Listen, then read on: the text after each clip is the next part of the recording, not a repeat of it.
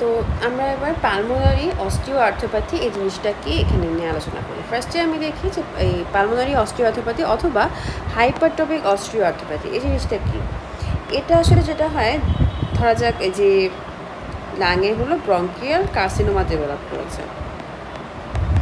তো এই যে ব্রঙ্কিয়াল কার্সিনোমা বা যে টিউমারটা আছে, এই টিউমার থেকে কিছু গ্রোথ ফ্যাক্টর রিলিজ হতে পারে ইনডাইরেক্টলি। মানে দেখা যাচ্ছে টিউমারটা কিছু গ্রোথ ফ্যাক্টর রিলিজকে ইনডিউস করবে।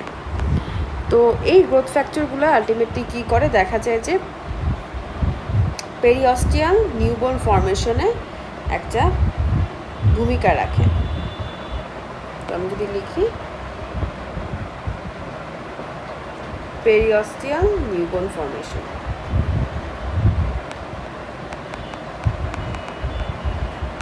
নিউবোর্ন ফর্মেশন, তার কারণে কি হয়, ক্লাবিং হবে, জয়েন্ট পেইন হবে, তারপর দেখা যায় যে পেরিঅস্টাইটিস ডেভেলপ করতে পারে। তো আর কি কি হয়, কানেকটিভ টিস্যু যেটা, এটা হাইপারপ্লাসিয়া। তো বোন তো একটা কানেকটিভ টিস্যুর মধ্যে পড়ে, ভেসেলগুলা ভাস্কুলার প্রলিফারেশন হয়। তো এভাবে দেখা যায় যে এই যে বোনসগুলাতে নতুন নতুন বোনস ফর্মেশন হয় এবং এই জায়গাতে ইনফ্ল্যামেশন দেখা যায়, পেরিঅস্টাইটিস। তো মোস্ট কমনলি এটা হচ্ছে ডিস্টাল টিবিয়া, ফিবুলার রেডিয়াস আর আলনাতে হয়। তো যেহেতু এটা হচ্ছে একটা, এটার কারণে দেখা যায় যে পেইন অ্যান্ড টেন্ডারনেস ডেভেলপ করে অ্যাফেক্টেড বোনে, এবং পিটিং ইডিমাও ডেভেলপ করতে পারে over the anterior aspect of the skin. আচ্ছা, তো দেখা যায় যে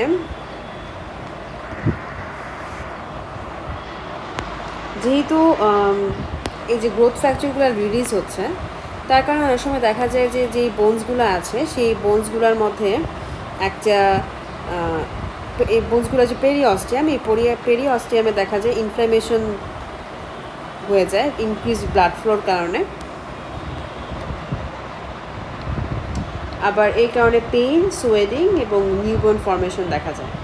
আবার pain and tender over the affected বোন, এটা হচ্ছে ইনফ্ল্যামেশন বা যে পেরিঅস্টাইটিস যেহেতু হয়েছে, এই কারণে একটা পেইন অ্যান্ড টেন্ডারনেস আমরা দেখতে পারবো এফেক্টেড বোনে। আর মেনলি এটা শিন, তারপর ফোর আর্ম, এসব জায়গাগুলোতে আসলে বেশি দেখা যায়, anterior aspect of the shin. Pitting oedema হলো দেখা যায় যে এই যে ইনফ্ল্যামেশন, এটার ইনফ্ল্যামেটরি কন্ডিশন। আর ইনফ্ল্যামেটরি কন্ডিশনে কি হয়, আমরা সবসময় দেখি যে একটা ইনফ্ল্যামেটরি কন্ডিশনে দেখা যায় যে ক্যাপিলারি পারমিয়াবিলিটি বেড়ে যায়। তো ক্যাপিলারি পারমিয়াবিলিটি বাড়লে দেখা যায় যে ফ্লুইড টিস্যুতে লিক করে। ফ্লুইড লিক করলে দেখা যায় ওখানে একটা পিটিং ইডিমা ডেভেলপ করবে, যেহেতু এটা হচ্ছে ফ্লুইড লিক করেছে।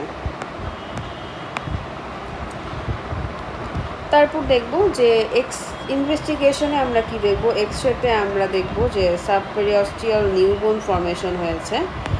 আর X-ray reveals a layer of appearance of new bone. তো এটার কজ আমরা আগেই বলেছি যে ব্রঙ্কিয়াল কার্সিনোমা এটার কজ হতে পারে, প্লাস আদার টিউমারের ক্ষেত্রে যখন ইনডাইরেক্টলি গ্রোথ ফ্যাক্টর রিলিজ হয় তখনও এরকম কেস হতে পারে। তো এখানে মেনলি ক্লাবিং হয়। ক্লাবিং হচ্ছে দেখা যায় যে সফট টিস্যু গ্রোথ, যেহেতু গ্রোথ ফ্যাক্টর রিলিজ হচ্ছে, তো ফিঙ্গার টিপের যে সফট টিস্যু সেটা গ্রোথ হওয়ার কারণে ক্লাবিং হবে। অ্যাফেক্টেড বোনে হচ্ছে টেন্ডারনেস হবে, থিকেনিং হবে পেরিঅস্টিয়াম এবং সাইনোভিয়াম, মানে এটা হচ্ছে ফিচার অফ পেরিটোনাইটিস। আর নিউবোর্ন ফর্মেশন হবে।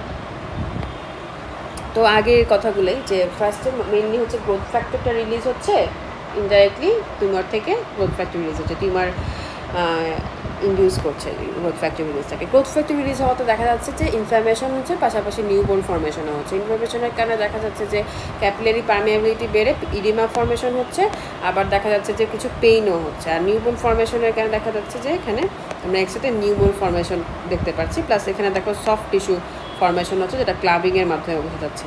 তো এটা আমরা যদি ডেভিডসন থেকে দেখে আসি, এই সেম কথাই লিখেছে যে hypertrophic pulmonary osteoarthropathy, এটা painful peritonitis of distal tibia, fibula, radius এবং আলনা। তো দেখা যায় যে এগুলা ডিস্টাল হাত এবং পায়ের ডিস্টাল বোনগুলো সেগুলোতেই থাকে আর কি। তো এখানে লোকাল টেন্ডারনেস ডেভেলপ করে এবং পিটিং ইডিমা থাকে, অ্যান্টেরিয়র শিনে একটা পিটিং ইডিমা থাকে, শিনটা তো একদম টিবিয়ার শিনটার কথাই বলা হয়েছে। তো এক্সরেতে কী হয়, একটা সাবপিরেশিয়াল নিউবোর্ড আমরা দেখতে পারবো এবং অনেক সময় দেখা যায় যে এটা হচ্ছে মোস্ট অফ দ্য কেসেসে লাং ক্যান্সারের সাথে অ্যাসোসিয়েটেড হয়, বাট আদার টিউমারের সাথেও অনেক সময় অ্যাসোসিয়েটেড হইতে পারে। তো এটাই হচ্ছে মেনলি হাইপারট্রফিক পালমোনারি অস্টিওআর্থ্রাইটিস।